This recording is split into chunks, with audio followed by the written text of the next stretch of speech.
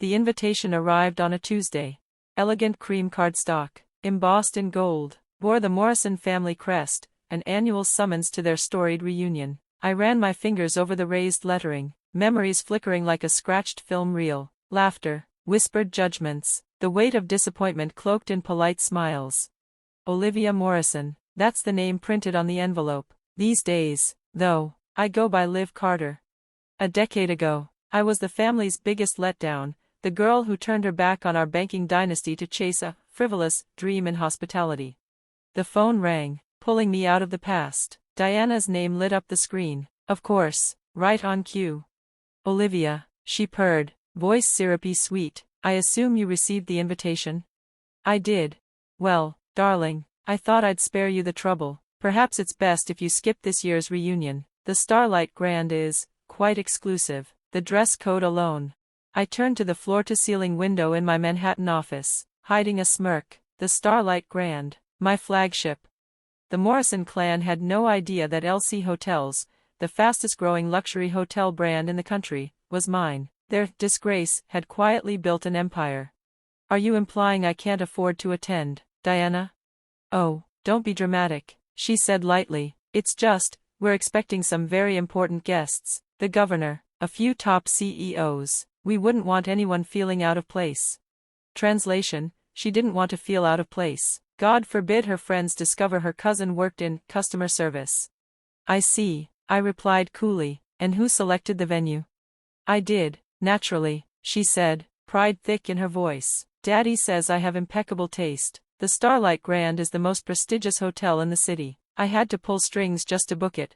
She didn't pull any strings. Her request came through standard channels, and I'd approved it personally, at a premium rate, of course. That must have taken some effort, I said mildly. Oh, you've no idea. The owner, Liv Carter, is famously private, but the staff was shockingly cooperative once they heard the Morrison name. Naturally, I'd instructed them to be. How interesting. Anyway, she continued, I'm sure you understand, maybe next year, if your circumstances improve. Are you still at that little hotel in Brooklyn? The little hotel was my experimental property, the proving ground for the innovations that had redefined hospitality, but the Morrisons hadn't cared about my career in years. Something like that, I said. After the call ended, I leaned back in my leather chair, letting the memories roll in. Fresh out of Cornell's hotel school, I had chosen the hard road, learning the business from the bottom up. My family had been appalled. A hotel clerk, my father had thundered. You want to wear a name tag and haul luggage?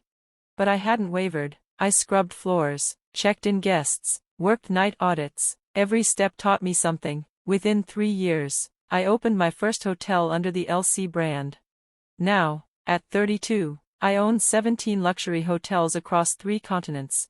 The Starlight Grand was my crown jewel, a seamless fusion of timeless elegance and modern tech. And now, the family who once mocked my path had chosen my hotel as the epitome of sophistication. My phone buzzed, a message from Marcus, my assistant. Final approval needed for the Morrison family reunion contract. Shall I bring it in? I grinned and typed back. No need, I have plans for this one. I opened my laptop and began the arrangements. If they thought they could exclude me for not measuring up, they were about to discover just how far I'd come. Every cutting remark, every dismissive glance, every moment I'd been shoved to the margins, fueled me now. Diana's wedding had been the worst. She'd seated me near the kitchen, whispering it was so I'd feel more at home with my peers. I owned 12 hotels by then. None of them had cared to look past the surface. None, except my sister Meline, the only one who stayed in touch. Even she didn't know the full extent of my success. But she would soon. She called just as I was finalizing the last details. Liv, Diana called me, Meline said hesitantly. She uninvited you from the reunion. I'm so sorry. Don't be, I replied, signing the final document with a flourish. Actually, I have a favor to ask. Can you make sure everyone arrives right at 7 p.m.? It matters. Meline hesitated. Why? What are you planning? Let's just say Diana's not the only one with connections at the Starlight Grand. The next 2 weeks blurred by in a whirlwind of planning. I personally oversaw every detail, from the curated wine pairings to the imported orchids in the ballroom. The Morrisons wanted luxury. I'd give them a performance they'd never forget. The night before the reunion, I stood in the lobby beneath the chandeliers, watching as staff buffed every surface to perfection. The marble floors shone like water under moonlight. The scent of jasmine and polish lingered in the air. Everything gleamed. Marcus appeared at my side, tablet in hand. "All systems go," he said. "Signage reveal is set for 7:15 sharp. Are you sure you want to do this?" I thought of Diana's smug voice, my father's thunderous disapproval, the years of being ignored, belittled, dismissed. I've never been more sure of anything. Because tomorrow wasn't just about revenge, it was about truth, and finally being seen. At 6:45 p.m., I stood in my private office on the Starlight Grand's top floor, watching the arrivals through security feeds. They came in waves: designer gowns, tailored tuxedos, diamond earrings that sparkled like status symbols. Diana swept in draped in Valentino, barking orders like she ran the place. My father's Bentley rolled to a stop at valet, followed by a fleet of luxury cars. "They're settling in," Marcus said. "Security's briefed. Want them on standby?" I shook my head. "They won't cause a scene. They're too image-conscious for that." I adjusted the lapels of my custom-tailored suit, Armenia, a detail none of them would recognize, but that didn't matter. "Let's give them 10 minutes. On screen, the grand ballroom buzzed with activity. Diana stood near the champagne fountain, basking in attention as she gushed about how she pulled strings to get the venue. My father stood with old business partners, likely discussing market shares and mergers.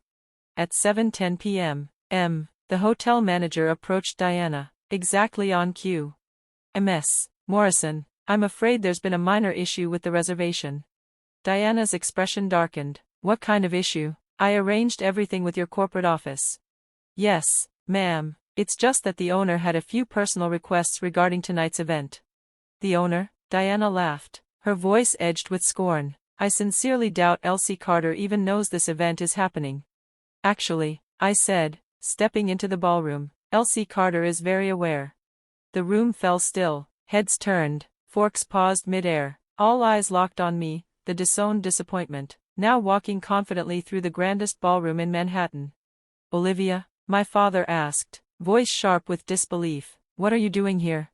"Apparently, I couldn't afford to attend," I said calmly, making my way to center stage. "Wouldn't want to embarrass the family." Diana stormed forward, red with fury. "This is a private event. You don't belong here. I'll have security." "No, you won't." At that moment, Marcus tapped his tablet. Behind me, a massive screen lit up with the Starlight Grand logo, and beneath it, in bold gold letters, Olivia Morrison Carter, founder CEO, LC Hotels International. Gasps echoed like thunder. Diana's champagne flute slipped from her hand, shattering on the marble. "That's not possible," she breathed. "Would you like to see the deed?" I offered, patting the leather folder tucked beneath my arm. "Or maybe the founding documents? They're all in here." My father stepped forward, his face flickering between disbelief and something dangerously close to pride. You own this place?" "And 16 more like it," I said. "This one's special, though. It's where I started, as a housekeeper." A hush settled. Not even the string quartet dared continue.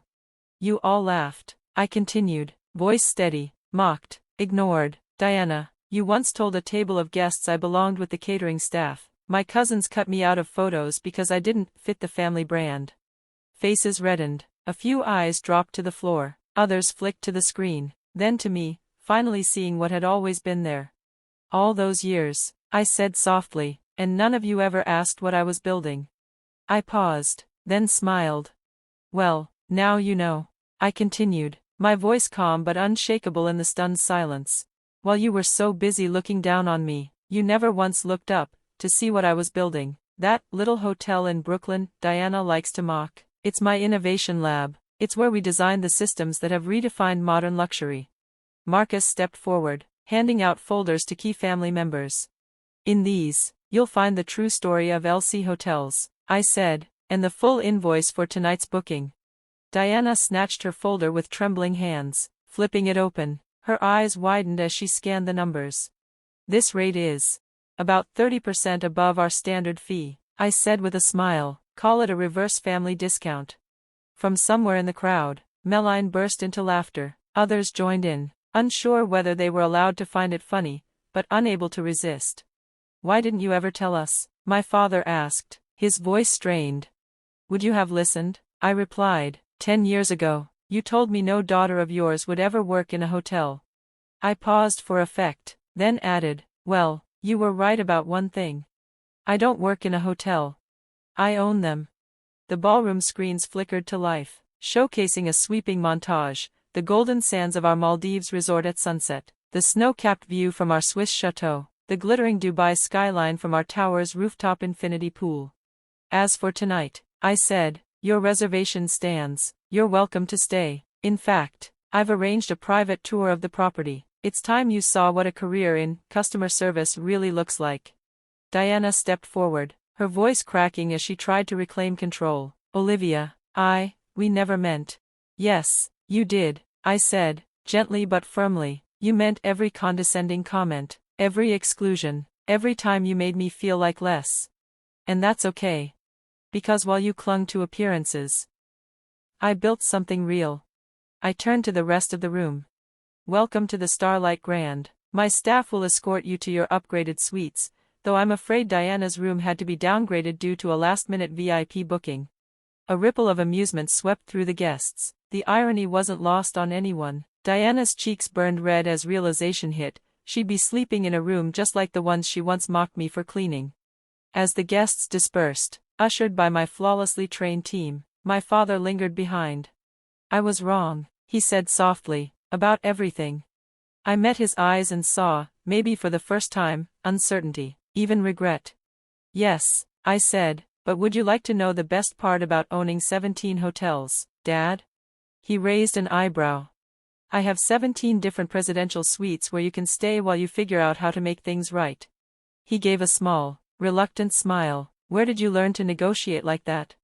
"Same place I learned hospitality," I said, "by starting at the bottom and working my way up, something this family never understood."